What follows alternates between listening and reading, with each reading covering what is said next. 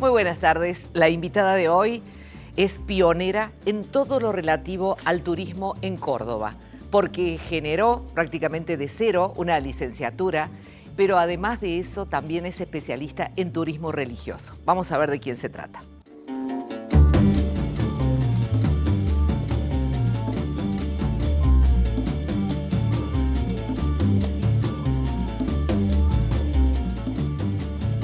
Les quiero presentar a alguien que prácticamente en el ámbito de los negocios en Córdoba, sobre todo los negocios turísticos, no necesita presentación, porque pasó muy buena parte de su carrera en uno de los negocios emblemáticos de la provincia, Barugel. Me estoy refiriendo a la señora Marta Botti, que ella es nuestra invitada. Querida Marta, un gustazo recibirte aquí.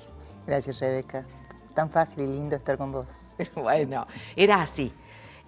Uno entraba a Barugel y la presencia imponente de esta dama rubia, altísima, te iba llevando de la mano hacia donde era tu sueño ir, porque eran épocas en que no había ni web, ni internet, ni plataformas.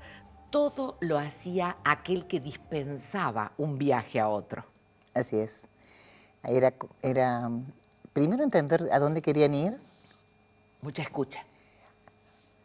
cómo eran ellos. También era muy importante saber cómo eran.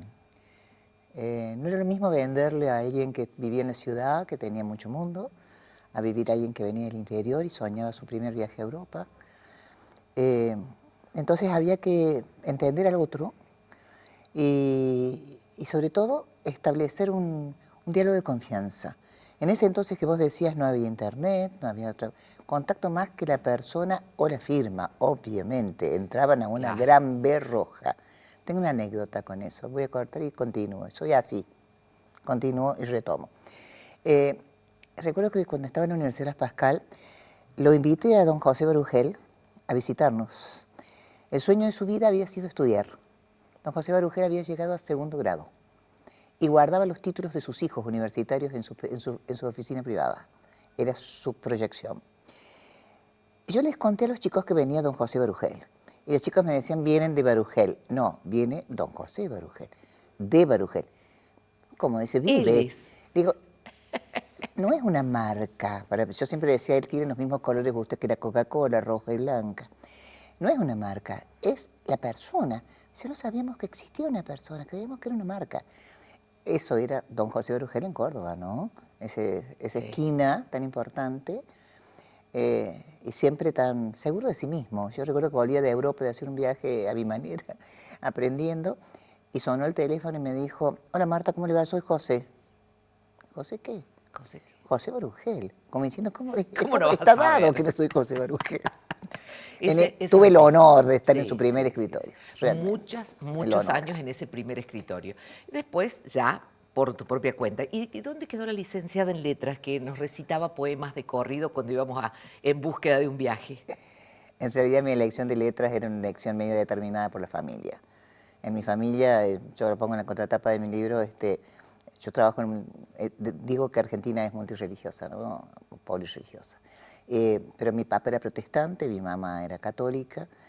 Los sábados íbamos en una gran armonía, la convivencia con ambos credos. Los sábados íbamos al templo y los domingos íbamos a misa.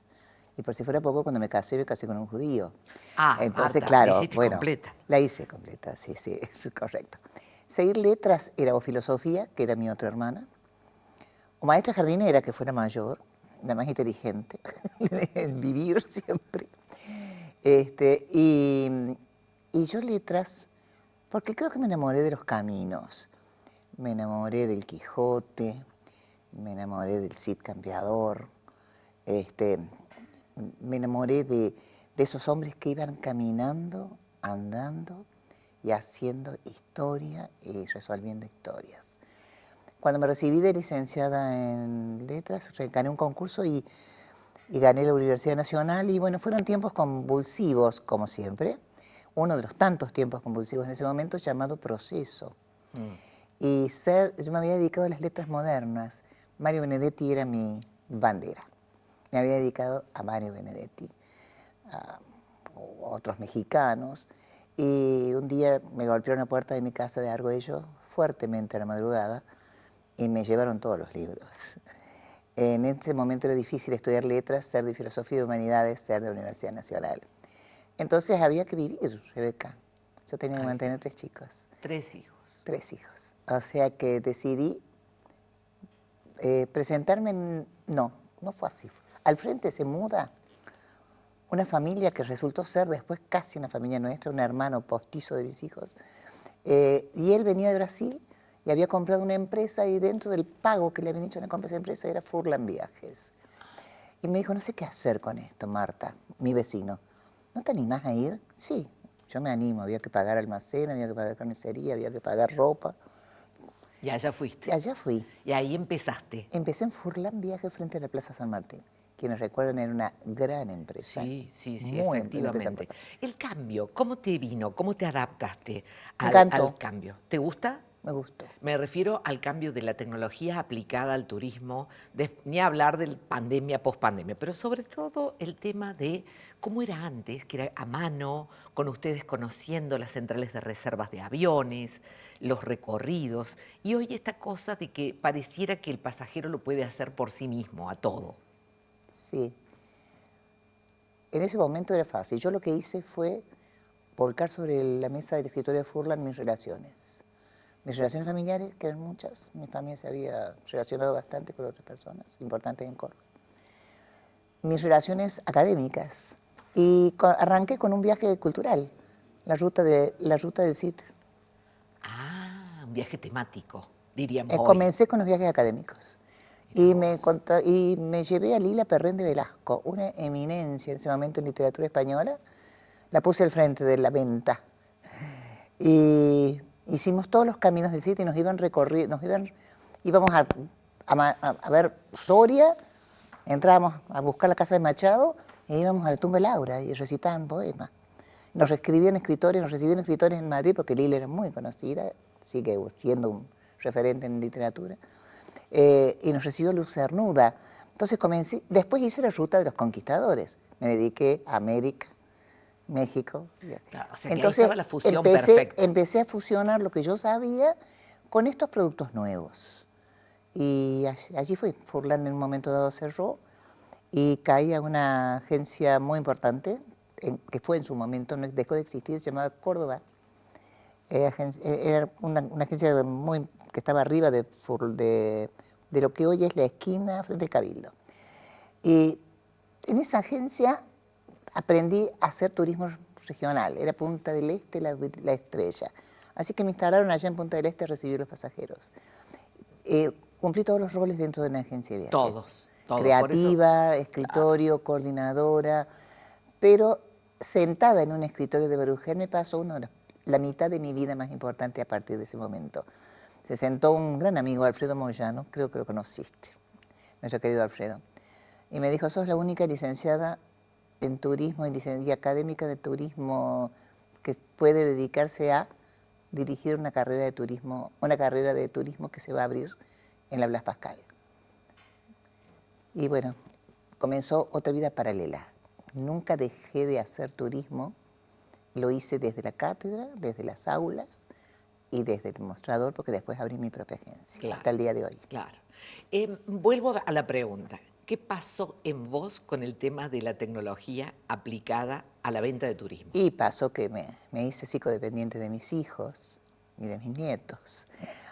Manejo bastante el WhatsApp, me comunico permanentemente, pero me cuesta, nos ha costado, y si me he acercado más o menos a los pasajeros, ha habido 2 etapas, antes de la pandemia y después de la pandemia, y eso sí hay que reconocerlo. También los pasajeros que yo atendía, aún en mi agencia, eran pasajeros de un rango etario semejante al mío. Por lo tanto, seguían necesitando esto de tocar, ver o hacer cercanía con el vendedor, claro, donde yo le ponía el dinero. El país fue creciendo y fue desarrollado y el mundo también a la par. Pero entonces, en nuestra agencia teníamos quizás un grupo de jóvenes, de vendedores jóvenes que atendían nuestro rumbo. Marcelo, mi hijo, es el responsable de todo. Pero sacamos grupos muy importantes, jóvenes, y con mucho uso de las tecnologías.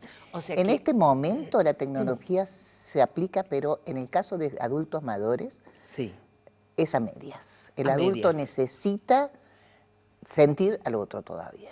Bien. Necesita el contacto. Los jóvenes obviamente no pasan por las agencias directamente. No pasan, No, no pasan. no Pero sí, estos viajes de contenido son Sí, otra cosa. Son otra cosa. La ventaja de poder tener viajes temáticos hace una cosa diferente, ¿no es cierto? Por ejemplo, en la Universidad de Las Pascal nosotros unimos agencias. Bueno, yo tengo un triángulo que lo voy a hablar después, en lo que fui aprendiendo a generar el triángulo virtuoso del desarrollo. Creo que todo pasa por desarrollarnos, también nuestro país. Sí. Dije, siendo empresaria y habiendo conocido el mundo, yo tenía que transmitirle a los alumnos que no era estudiar textos, era vivenciar lo que estudiaban. Si no lo vivían en experiencia propia, era muy difícil que después lo pudieran transmitir.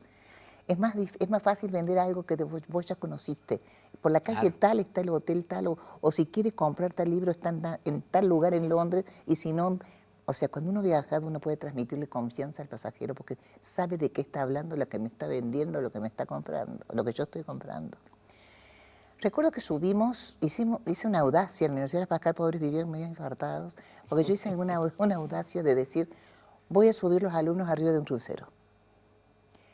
Hubo una época de mucho uso del crucero. Creo que va a retornar, aunque quedó todavía un poquito el pánico de la pandemia, pero el crucero es un producto para gente que tiene todo resuelto, sobre todo para el adulto mayor, pero sobre todo para los jóvenes que les sorprende, porque también era reconocidamente más barato, tenía todo incluido. Llevé 350 chicos en distintos tiempos arriba de un crucero que se llamaba Cuando el ocio es aprendizaje. ¿Qué mejor forma de aprender que viviendo lo que yo después tenía que transmitir? Claro. Entonces, entiendo que el turismo es aquel que está del otro lado del mostrador del pasajero o del otro lado de la línea ya del internet o de la voz del WhatsApp, tiene que haber tenido tiene que tener una formación para transmitir. Bien. ¿Qué se necesita con esta nueva era? Mucha certeza, mucha seguridad. Hagamos una pausa, Marta. Sí, cómo no. Apasionante hablar contigo y obviamente que van surgiendo recuerdos, temas y el presente también, que es muy venturoso para vos con un libro que acaba de aparecer. Hacemos la pausa. Está la licenciada Marta Botti entre nosotros, pionera de turismo y también del aprendizaje del turismo.